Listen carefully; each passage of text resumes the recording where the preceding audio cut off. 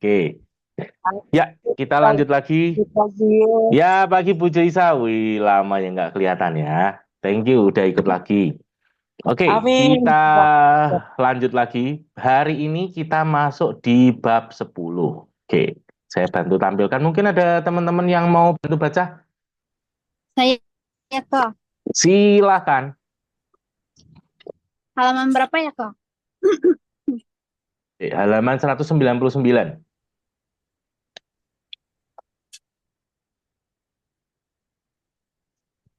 Sebelum 200.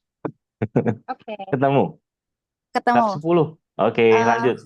bab 10, raih kebiasaan bertindak. Para pemimpin di segala bidang akan menyetujui pernyataan berikut. Hanya sedikit orang berkualitas dan unggul yang sanggup mengisi posisi-posisi penting. Seperti yang dikatakan pepatah, masih ada banyak ruangan kosong di atas sana. Seorang eksekutif pernah berkata, memang ada banyak orang yang nyaris berkualitas, tetapi kerap kali ada satu unsur yang hilang.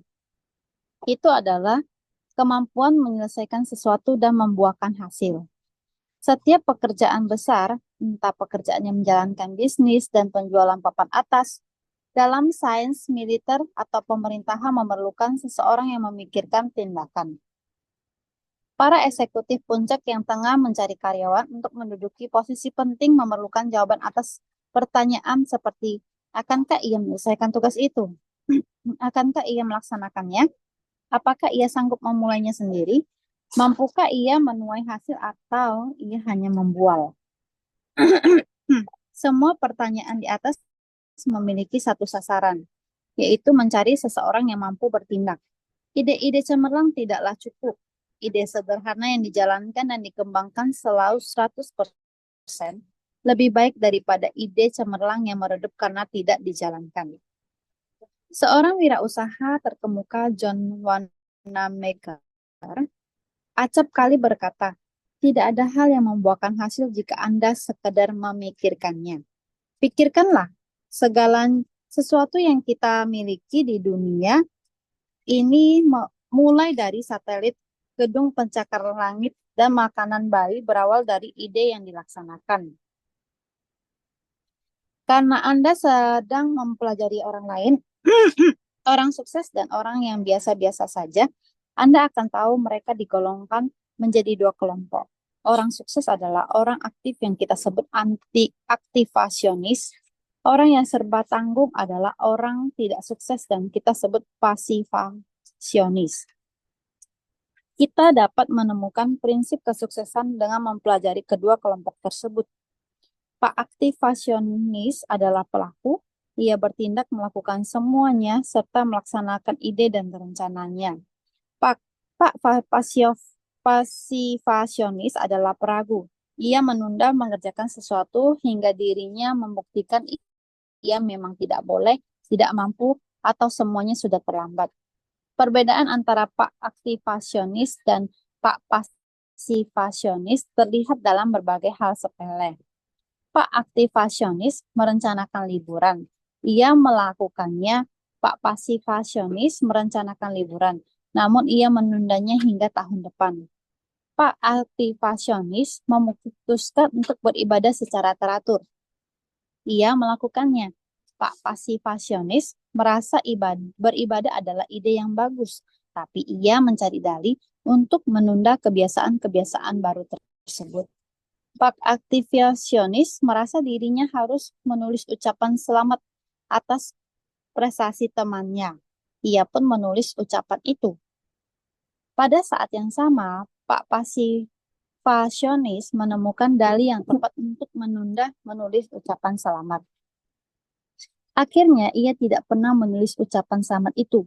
Perbedaan pun tampak dalam hal-hal besar. Pak aktivasionis ingin menggeluti bisnis pribadi, ia melakukannya. Pak pasifanis sebenarnya juga ingin menggeluti bisnis pribadi, tapi ia menemukan dalih yang bagus, tepat pada waktunya sehingga ia tidak jadi melakukannya. Pak aktivasionis yang berusia 40 tahun memutuskan memulai bisnis barunya. Ia melakukannya. Ide yang sama terlintas dalam benak Pak Pasifasionis, tapi ia bergumul dengan pikirannya sendiri untuk memulai usaha tersebut. Perbedaan antara Pak Aktivasionis dan Pak Pasifasionis tampak dalam semua bentuk perilaku. Pak Aktivasionis melaksanakan segala sesuatu sesuai keinginannya sehingga ia memperoleh rasa percaya diri, perasaan aman, kemandirian, dan penghasilan yang lebih besar. Sebaliknya, harapan Pak Pasifasionis tidak terpenuhi karena ia tidak bertindak. Akibatnya, ia kehilangan percaya diri, tidak sanggup mandiri, dan hidup dalam keterbatasan. Pak Aktivasionis melakukannya, namun Pak Pasifasionis akan melakukannya tetapi batal. Semua orang ingin menjadi aktivasionis. Mari kita raih kebiasaan bertindak. Banyak pasifasionis yang terjerumus karena sebelum bertindak. Mereka bersikeras menanti hingga segalanya 100% menguntungkan bagi mereka. Kesempurnaan memang didambakan, namun tidak ada buatan atau rancangan manusia yang benar-benar sempurna. Jadi, alung. Iya, gue. Mari. Bo. Jadi pasifasionis harus menunggu selama-lamanya jika mereka ingin menemukan situasi yang sempurna. Berikut adalah 3 kasus yang menampilkan cara 3 orang bereaksi terhadap keadaan. Kasus nomor 1, alasan GN belum menikah. GN kini berusaha hampir 40 tahun, berpendidikan tinggi, berprofesi sebagai akuntan, dan hidup sendirian di Chicago. Keinginan terbesar GN adalah menikah. Ia menginginkan cinta, persahabatan, rumah, anak-anak, dan pekerjaan. Namun setiap kali nyaris menikah, ia menemukan ada saja masalah dengan gadis yang menjadi calon istrinya. Tepat pada waktunya, sebelum saya membuat kesalahan fatal. Ada satu contoh yang menonjol. 2 tahun lalu, GN mengira akhirnya ia menemukan gadis pujaan hatinya. Gadis itu menarik, menyenangkan, dan cerdas. Namun GN harus yakin pernikahan itu tepat. Saat mereka mendiskusikan rencana pernikahan di suatu petang, calon istri GN ini membuat beberapa pernyataan yang melukai perasaan GN. Jadi supaya yakin dirinya menikahi gadis yang tepat, GN menyusun dokumen 4 halaman berisi syarat dan ketentuan yang harus disetujui calon istrinya sebelum mereka menikah. Dengan diketik dan tampak legal, dokumen itu mencakup semua sisi yang terlintas dalam benak GN. Ada satu bagian yang membahas agama, gereja mana yang harus mereka kunjungi, seberapa sering mereka akan pergi ke gereja itu, dan jumlah uang yang akan diberikan sebagai persembahan. Bagian lainnya membahas tentang anak, jumlah anak yang mereka miliki, dan kapan mereka berencana mempunyai anak. Secara terperinci, GN menguraikan jenis teman yang akan mereka punyai, status pekerjaan calon istrinya, lokasi tempat tinggal mereka, dan cara mereka mengelola penghasilan.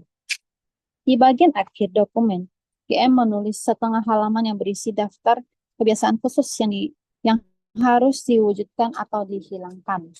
Ini mencakup kebiasaan seperti berdandan, hiburan, merokok, minuman keras, dan lain-lain. Ketika calon istri GN membaca surat perjanjian yang diberikan GN, ia bertindak seperti yang Anda duga. Calon istri GN itu mengirim kembali dokumen tersebut dengan catatan yang berisi janji dalam pernikahan, menerima pasangan dalam suka dan duka. Itu hanya berlaku bagi orang lain dan tidak berlaku buatku. Hubungan kita berakhir di sini. Ketika GN menceritakan pengalamannya kepada saya, ia berkata dengan risau, salahkan jika saya menulis perjanjian tersebut. Bagaimanapun juga, pernikahan itu langkah yang besar. Kita harus amat berhati-hati. Namun, pernyataan GN itu keliru. Jangan sampai Anda kelewat hati-hati, bukan hanya ketika merencanakan pernikahan, melainkan juga saat merencanakan apapun. Jangan menetapkan standar yang terlalu muluk. Pendekatan GN terhadap pernikahan sangat mirip dengan caranya menghadapi pekerjaan, menabung, bersahabat dengan orang lain, dan lain sebagainya. Ujian menjadi orang sukses bukan hanya kemampuan menghapus semua masalah sebelum masalah itu muncul. melainkan menghadapi dan mengatasi kesulitan ketika kesulitan itu datang. Kita harus mampu membuat kompromi cerdas supaya tidak perlu menanti lama untuk bertindak. Itu nasihat yang baik untuk mengatasi ketika kita menghadapinya. Kasus nomor 2, alasan JM tinggal di rumah baru. Dalam mengambil keputusan besar, pikiran Anda selalu berkecamuk antara bertindak atau tidak, melakukan atau tidak. Berikut adalah cara seorang pemuda bertindak dan merengkuh hasil yang besar. Situasi yang dihadapi JM sama dengan yang dihadapi jutaan pemuda lainnya. JM masih berusia 20-an, mempunyai istri dan anak kecil, serta masih berpenghasilan pas-pasan. Ia dan istrinya tinggal di apartemen kecil. Keduanya menginginkan hunian baru. Mereka ingin merasakan lingkungan yang lebih besar dan bersih, tempat anak-anak mereka bermain, dan kesempatan berinvestasi dalam rumah yang mereka huni. Namun ada rintangan yang menghadang langkah mereka, masalah uang muka. Suatu hari ketika JM menulis selembar cek untuk membayar biaya sewa apartemen, ia merasa kesal terhadap dirinya sendiri. Dia sadar uang sewa apartemen bisa digunakan untuk membayar angsuran bulanan untuk mengansur rumah baru.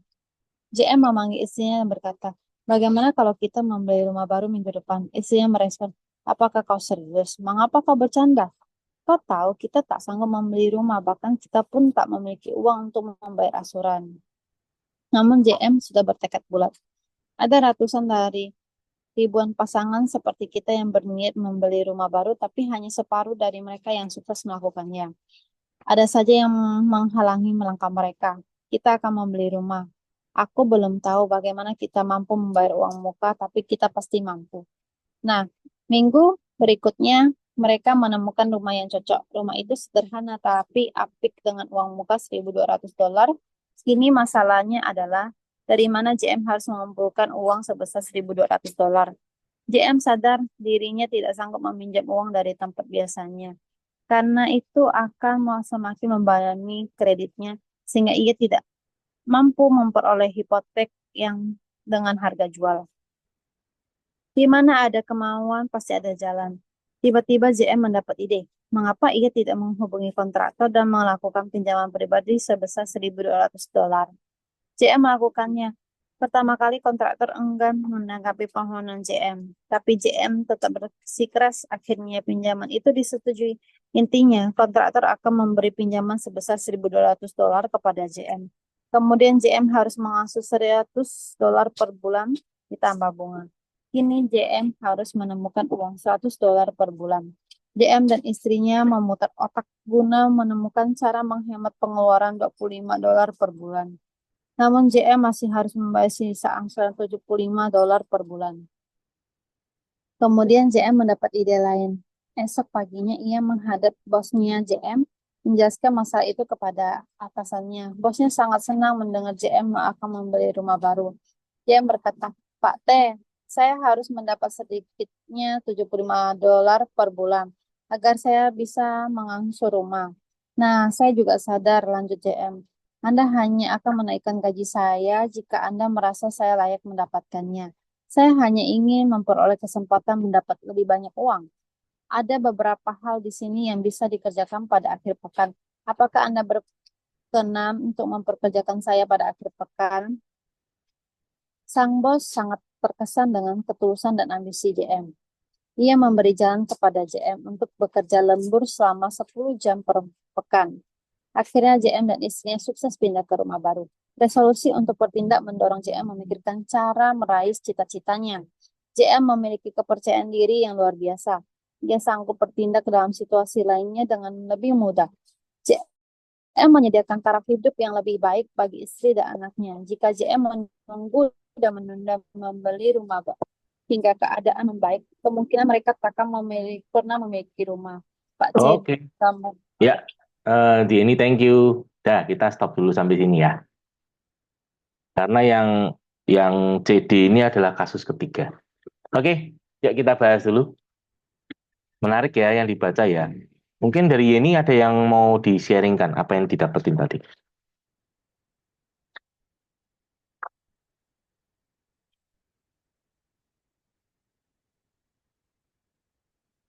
Ya, mungkin dari teman-teman yang lain atau ya ini mau cerita boleh. Apa yang menarik? Saya punya banyak catatan loh ini.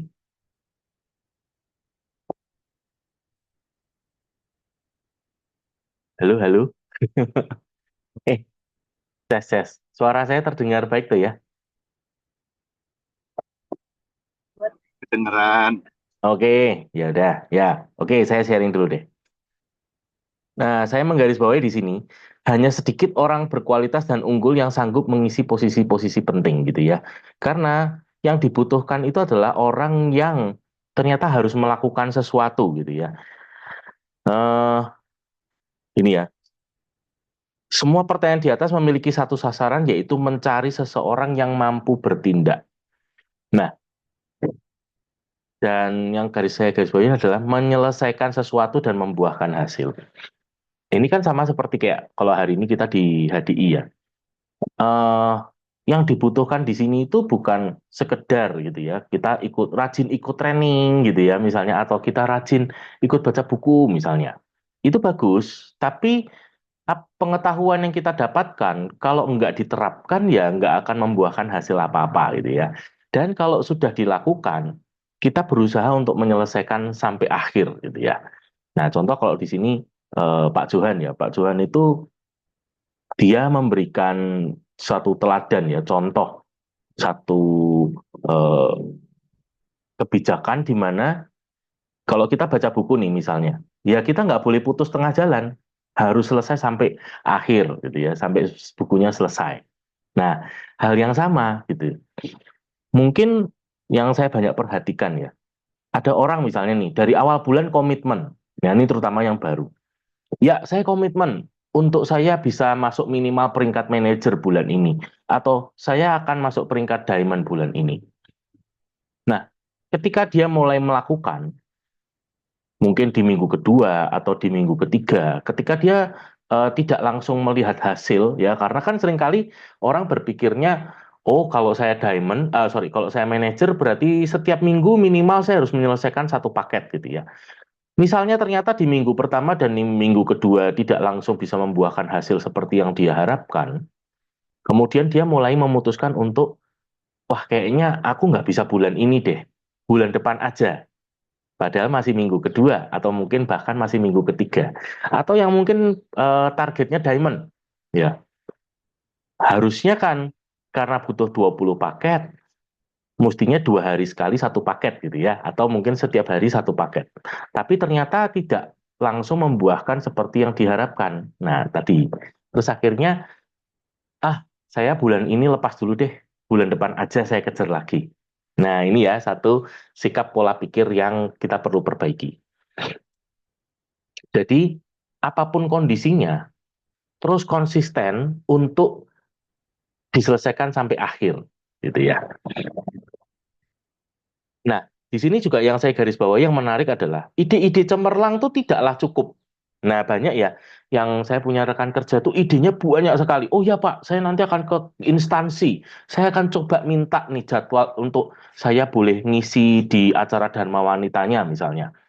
Oh ya, saya punya teman-teman nih yang ada di Jakarta dan mereka nih orang-orang sukses nih. Saya akan kontak mereka.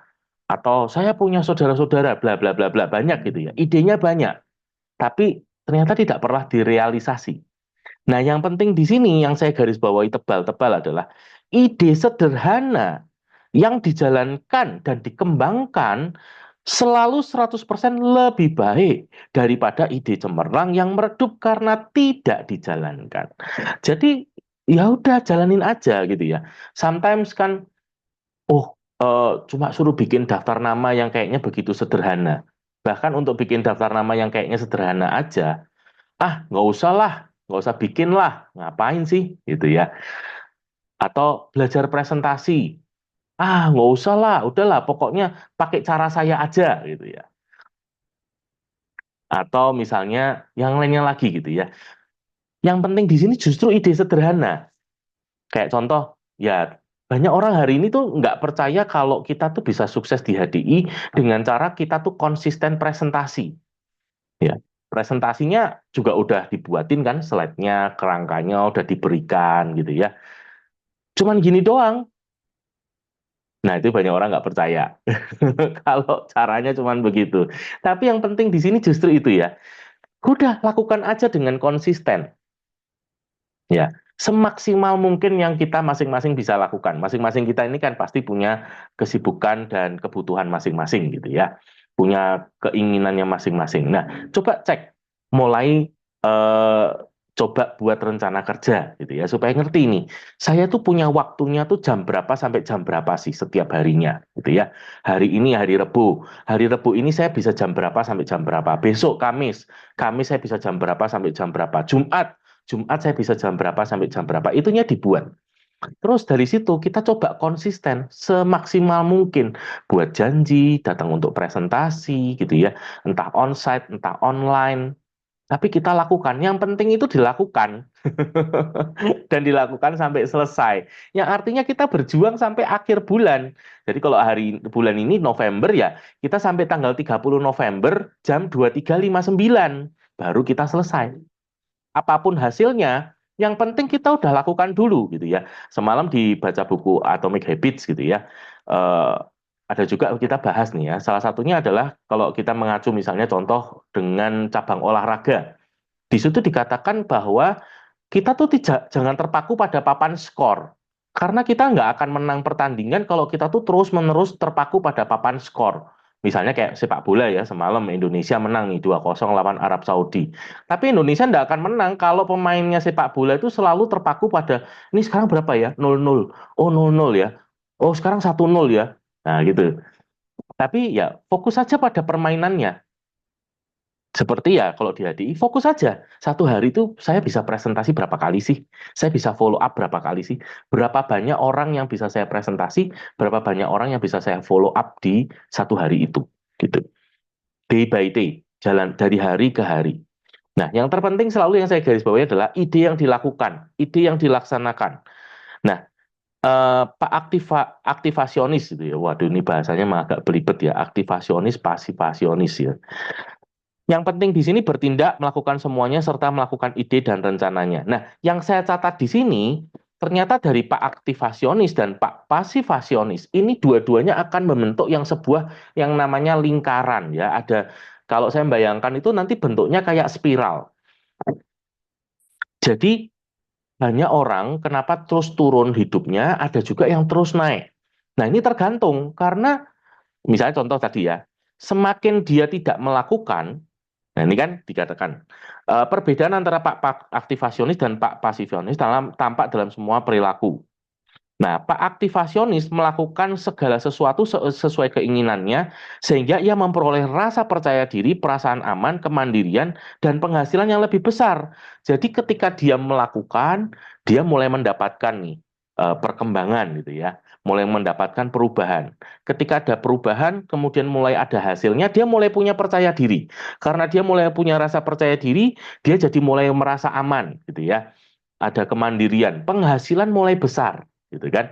Nah, semakin penghasilannya besar, semakin dia percaya diri, semakin dia merasa sukses. Nah, itu membentuk sebuah lingkaran yang namanya lingkaran baik. Kebalikannya dengan Pak Pasifasionis, dia akan membentuk yang namanya lingkaran buruk. Ya kan, ketika dia nih sudah punya angan-angan banyak banget gitu ya, wah saya mau presentasi si A, si B, si C, si D dan seterusnya, tapi tidak pernah dilakukan. Akhirnya hari demi hari berlalu, minggu demi minggu berlalu, bulan demi bulan berlalu. Oh, saya kok sudah 3 bulan di HDI, ternyata belum jadi apa-apa ya. Bahkan manajer aja belum. Saya sudah setahun di HDI, bahkan saya diamond aja belum. Karena selama ini tidak dilakukan. Nah, ketika tidak dilakukan tadi, dia melihat bisnisnya nggak berkembang. Ketika bisnisnya nggak berkembang, dia jadi nggak pede. Karena nggak pede, juga income-nya kecil. Nah, income yang kecil membuat dia semakin nggak pede lagi, semakin dia merasa nggak aman lagi, semakin dia merasa minder dan seterusnya. Itu membentuk yang namanya lingkaran buruk yang terus nyeret makin lama makin ke bawah, gitu ya. Nah, obatnya untuk berubah jadi Pak Pasifanis, jadi menjadi Pak Aktivasionis adalah mulailah untuk dilakukan. Karena kuncinya kan cuma dilakukan, gitu ya. Ya udah, apa sih yang diajarkan di training gitu ya? Kita udah diajarin 9 langkah sukses. Itulah sistem kerja. Ya udah dilakukan aja. Walaupun mungkin hari ini masih nggak percaya, nggak apa-apa. Yang penting dilakukan. Buat buku impian, kayak anak kecil ya. Tapi ya nggak apa-apa, udah dilakukan aja, gitu ya. Suruh buat buku daftar nama, ya udah dibuat aja, gitu. Dilakukan aja. Ya, coba deh, konsisten. Jangan apa tadi berhenti di tengah jalan, tapi selesaikan sampai selesai, gitu ya. Coba deh, bulan ini misalnya, yang kemarin-kemarin, bulan-bulan kemarin punya satu kebiasaan gitu ya. Selalu kalau di tengah jalan berhenti. Coba deh bulan ini. Berusaha terus konsisten sampai di tanggal akhir. Ya, sampai tanggal 30, 23, 9 gitu ya. Ayo kita coba nih. Kita lihat ya. Kita coba di November. Nanti kita coba lagi di Desember gitu ya. Kita coba di Januari. Kita lihat dalam 3 bulan ini. Kira-kira apa yang akan terjadi. Gitu ya. Coba deh. Oke, kebiasaan bertindak gitu ya. Terus tadi ya dari kasus nomor satu yang GN mau menikah ya, saya juga ketawa ya. Lucu banget gitu ya. Ternyata dia punya syarat dan ketentuan sampai 4 lembar gitu ya. Ceweknya jadi takut. Nah, jangan menetapkan standar yang terlalu muluk gitu ya. Saya juga menggarisbawahi ini gitu ya. Nah, banyak juga saya menemukan rekan-rekan saya yang baru gitu ya. Kenapa mereka takut untuk bertindak? Karena seringkali sudah menetapkan standar yang terlalu tinggi. Pak, tapi saya tuh belum hafal 4 produk. Four Star saya tuh belum hafal. Clover Honey loh, saya belum hafal. Saya belum bisa menceritakan dengan detail. Saya belum bisa menceritakan, saya masih takut nih, nanti kalau ada pertanyaan dan sebagainya. Akhirnya nggak pernah dilakukan. Padahal kalau Anda bertanya ya nanti Anda boleh tes nih. Anda tanya aja sama leader-leader yang ada ya, sama Pak Johan, Bu Sari gitu ya, bahkan Lisa, Bu Anja ya kan, dan seterusnya. Anda tanya deh, ketika mereka awal presentasi pertama kali, apakah mereka sudah bisa presentasi dengan baik? Kalau Anda tanya kepada saya akan jawab. Ya, pertama kali saya presentasi dulu ketika saya sudah tidak didampingi upline, ketika saya mulai jalan sendiri, saya juga belum bisa presentasi dengan baik. Saya cuma baru bisa ngomong Clover Honey bagus, Pollen Energy bagus, Propolis bagus, Royal Jelly bagus. Ini ada satu paket. Udah gitu doang. Nggak bisa jelasin apa-apa. Tapi yang penting bertindak. Ya udah dilakukan aja. Presentasi aja. Ya udah datengin aja gitu ya. Walaupun saya untuk mendatangi rumah orang dulu awal-awal ya, rumahnya mesti saya puterin dulu 7 kali baru saya berani masuk. Tapi yang penting dilakukan ya. Dan ini ya cerita tentang Pak JM yang akhirnya bisa beli rumah. Ini yang menginspirasi saya juga loh. Saya akhirnya berani beli rumah juga karena baca ini. Tadinya saya pola pikirnya takut terus gitu ya. Tapi setelah saya baca ini saya jadi terinspirasi. Iya ya, kalau saya takut-takut terus ya, saya nggak akan pernah bisa melangkah. So, saya harus melangkah nih, gitu ya. Nah, di situ yang saya garis bawahi adalah di mana ada kemauan, pasti ada jalan. Nah, bulan ini mungkin beberapa teman-teman yang punya target dan mungkin, wah targetnya kok masih jauh gitu ya. Kemarin ada teman yang, ada rekan saya yang konsultasi gitu ya. Ini targetku masih jauh gimana ya? Ingat, di mana ada kemauan, pasti ada jalan. Ayo coba diusahakan. Ya, lakukan dulu. Cek lagi daftar namanya. Terus buat bikin janji. Coba speednya sambil ditambah. Kalau yang biasanya 1 hari 2, coba 1 hari jadi 3 atau 4 atau 5 gitu ya, coba sambil ditambah ya. Dan mungkin selama ini ada lingkaran pertemanan atau lingkaran komunitas yang belum berani dimasuki, coba aja, masukin aja. Coba aja dikontak. Karena seringkali dihambat oleh ketakutan-ketakutan yang 90% tidak pernah terjadi. Gitu ya. Oke, sementara dari saya itu, saya butuh dibantu nih. Pak Johan, call call call a friend ya. Sorry tadi tidak ikut baca, tapi ikut dengarkan ulasan aja. Ya intinya saya mengiyakan semua sharingnya. Nah, itu aja ya. Ya pokoknya jangan takut untuk masih baru. Ya tadi benar yang dikatakan sama Pak Ronald bahwa jangan masang standar terlalu tinggi, jangan terlalu sempurna lah. Ingat, kita tuh kalau sempurna kan katanya ada pepatah mengatakan kesempurnaan hanya milik Tuhan ya. Jadi kalau kita tuh sudah sempurna dipanggil Tuhan loh. Jadi maksudnya ketidaksempurnaan itu wajar, ya kan? Tapi yang penting adalah kita tuh berani mencoba. Ya, jadi tidak apa-apa. Tapi Pak Ronald, ada satu hal yang menarik loh Pak Ronald. Pada waktu Apa kita tuh? bicara ketidaksempurnaan. Jadi saya mengamatinya selama saya di AD. Saya ngamatin Tuhan itu adil. Kenapa kok saya ngomong Tuhan itu adil? Coba deh teman-teman cek ya. Pada waktu dulu pertama kali kita masih baru, ya kan? Kita itu dengan ketidaksempurnaan kita, produk tidak hafal, kadang jelaskan, kadang fungsi terbalik, tapi bisa closing. Yes. Ya. Coba hari ini, ya kan? Ya, cobalah Pak Ronald. Coba Pak Ronald ngomong kayak tadi. Kalau ya, ini Siri bagus gitu ya. Kalau dari bagus, kalau Nggak ini bisa. bagus. Saya pengen tahu, closing nggak? Nggak bakal Ya kan? closing. Saya juga ngerasakan Pak Ronald. Saya tuh juga heran. Lucu ya, dulu itu padahal ya, kita jelaskan apa adanya. Maksudnya, ya apa adanya. Kadang banyak nggak ngertinya. Itu kita bisa closing. Tapi Ya. kenapa kok hari ini itu nggak bisa? Ya. Jadi maksud saya buat teman-teman yang baru, jangan takut. Yes. Percayalah. Closing Ya. itu misteri ilahi. Ya, Yes. rezeki itu misteri ilahi. Yang Setuju. penting itu pokoknya kita menghampiri rezekinya. Ya. Yes. Jadi bukan kita yang nunggu rezekinya datang, tapi kita yang menjemput rezeki. Itu kata kuncinya. Ya. Nah, kalau buat teman-teman yang sudah existing nih ya, maka kuncinya adalah jangan turunkan standar. Betul ya? Kata-kata Ya, bijaknya adalah kata-kata bijaknya Uncle Ben di film Spider-Man 1 ya. Oh, apa itu? Oh, itu. Comes great power, comes great responsibility. Ya, di dalam kekuatan yang besar dituntut tanggung jawab yang besar. Yes. Jadi buat teman-teman yang hari ini udah bisa presentasi dengan bagus, ya Anda standarnya nggak bisa kalau presentasinya kembali ke zaman awal. Betul. Kadang-kadang, ini tidak apa-apa sih. Ini saya yakin teman-teman juga pasti ngerasakan. Tapi kadang-kadang kan kita pengen ya, kita ngomong seadanya tapi closing.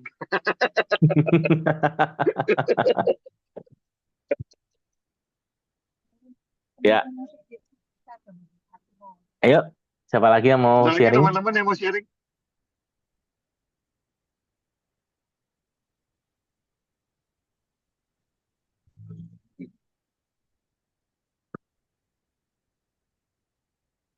Bulia. Ya, ini kemungkinan ini Pak Ronald. Ini saya membaca situasi. Teman-teman ini semua sudah ada di luar Pak Ronald. Oh, luar Mereka ini biasa. dalam perjalanan udah mau ketemu orang ya. Jadi Ya. mungkin hari ini mereka pasif karena sudah di luar Oke. semua. Ya, kan? Jadi mereka sudah mulai menjemput rezeki. Yap. Amin. Ya, nggak apa-apa. Kalau misalnya nggak ada yang sharing lagi, ada lagi nggak yang bisa dibahas Pak Ronald? Kalau misalnya nggak ada, nggak apa-apa. Kita iringi Itu dengan Ibu Gembala doa sudah siap. aja. Silakan Bu Gembala. Oh, Ibu Gembala. Mana Ibu Gembala? Sorry. Off cam. Aku tuh dari Ya. tadi nyimak dengerin Koronal baca tuh sambil nyengir-nyengir gitu ya. Ini kok kayak aku banget gitu kadang-kadang ya. Ini mengingatkan aku lagi sama apa yang statement yang barusan Ko Johan ingatkan lagi bahwa kesempurnaan itu milik Tuhan gitu. Jadi jangan sempurna banget gitu ya. Saya sama kok sebetulnya kok. Jadi kalau kadang dulu ya kalau mau prospek orang atau apa, saya tuh harus tahu sedetil mungkin orang ini seperti apa gitu. Jadi lama-lama ya jadinya pegel sendiri gitu loh. Sudahlah gitu. Dan terkadang masih ada penyakit seperti itu sebetulnya. Jadi hari ini tuh ibaratnya kayak diingatkan bahwa udah nggak apa-apa gitu loh. Kita jalanin aja gitu. Kita hadapin aja gitu. Jadi Yes. jangan pilih-pilih gitu. Setuju. Itu sih yang aku dapat. Ya, thank Thank you. you. Thank you. Ini ya saya bacain lagi ya kata-katanya tadi seperti ini. Ujian menjadi orang sukses bukan hanya kemampuan menghapus semua masalah sebelum masalah itu muncul. Maksudnya mengantisipasi masalah ya. Tadi makanya kan Cik Ria cerita sebelum ketemu orang dia cari datanya dulu. Itu bagus. Berarti itu mengantisipasi. Tapi ya Ya kan enggak yang terus langsung kayak kita jadi intel juga gitu ya. Melainkan menghadapi dan mengatasi kesulitan ketika kesulitan itu datang. Jadi ya dua, mengantisipasi iya, menghadapinya juga iya. Gitu. Ya udah. Ya menarik sih. Eh ini apa ya? Jadi sekali lagi teman-teman ya, kita ini bukan mengejek teman-teman yang baru enggak. Ingat kita ini sebetulnya kalau bercerita seperti ini, kita tuh sebetulnya sedang mentertawakan masa lalu kita. Ya, Karena kita betul. pun dulu juga sama, Mm-mm. ya Betul. kan? Kan satu hal yang saya masih ingat ya, awal-awal eh, saya itu belajar dari Pak Ronald, yang menurut saya menarik. Ini yang menarik ya, makanya kadang upline itu juga bisa belajar dari downline loh. Jadi Mm-mm. juga jangan mentang-mentang upline itu terus merasa bisa segalanya, enggak loh. Saya tuh pada waktu itu karena kan istilahnya kan pada waktu Pak Ronald dulu join kan saya kan menghilang. Terus saya comeback, Pak Ronald jalan. Jadi ibaratnya kemampuannya ya 11-12 karena kan hitungannya masih sama-sama baru. Yang menarik adalah saya tuh ngelihat apa yang membuat Pak Ronald tuh melejit dengan sangat cepat ya kan, dulunya itu awal-awal itu. Karena setiap kali upline itu meminta sesuatu, Pak Ronald tuh selalu jawabannya gini, siap gitu. Dan itu pun saya juga lihat hari ini pada waktu dia comeback ya kan. Nah, minta tolong ini, siap gitu. Nah, minta tolong ini ya, siap gitu kan.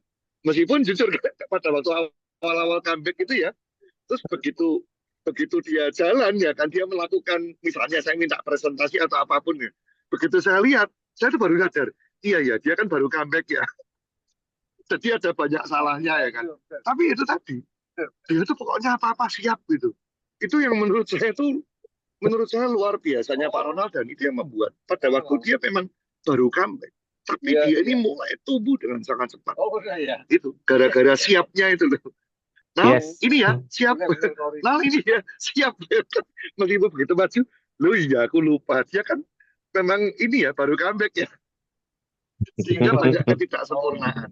Ya kan? Nah, saya pun sebagai seorang upline, saya juga nggak nyalahkan ya. Saya cuma kadang-kadang senyum-senyum sendiri. Saya cuma gini, iya dia yang salah pemimpinnya memang. Harusnya saya mesti role play dulu. Tapi sekali lagi yang perlu ditiru ya kan. Yang menarik itu adalah siap ya. Pada waktu upline bilang, ayo belajar ini, siap. Ayo belajar ini, siap. Nah itu yang menarik. Ya, silakan Sar. Itu kan yang sudah tertulis di 201 ya, bahwa bedanya aktivasionis sama pasifa itu tampak dalam semua bentuk perilaku. Jadi kalau yuk ke sini gas gitu tuh perilakunya aktiva. Yes. Siap Ya. ya. Nah, itu tuh hal sesepele beda antara aktivasionis sama pasifasionis. Terus ya Pak aktivasionis melakukannya, namun Pak pasifasionis akan melakukannya tapi batal. Jadi melakukan sama melakukan itu berbeda ya.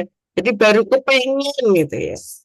Ya. Ya ini luar biasanya kan hari ini diingatkan untuk kebiasaan bertindak itu ya. Nah, Yes, betul. ya contoh-contohnya di sini perbedaan Pak Aktiva sama Pak Pastiva ini mungkin yang akan lebih tertampil yang melankolis kali. Ya. Nah, mungkin saya nambahin ini ya, Sar. Kadang-kadang, bukan kadang-kadang, di sini juga udah ditulis ya. Pasifasionis itu kadang-kadang tidak disadari loh, menurut saya ya. Kenapa?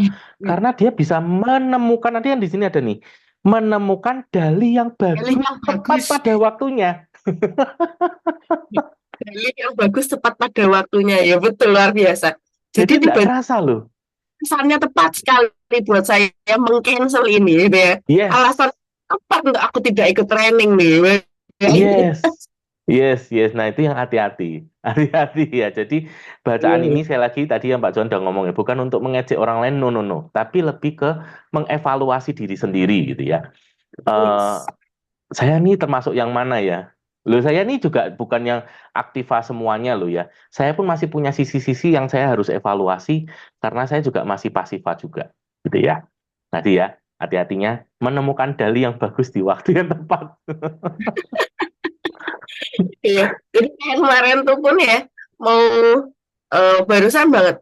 Kemarin tuh saat mau berangkat training gitu ya. pagi sudah lumayan semangat. Tiba-tiba tuh mendung gelap banget itu.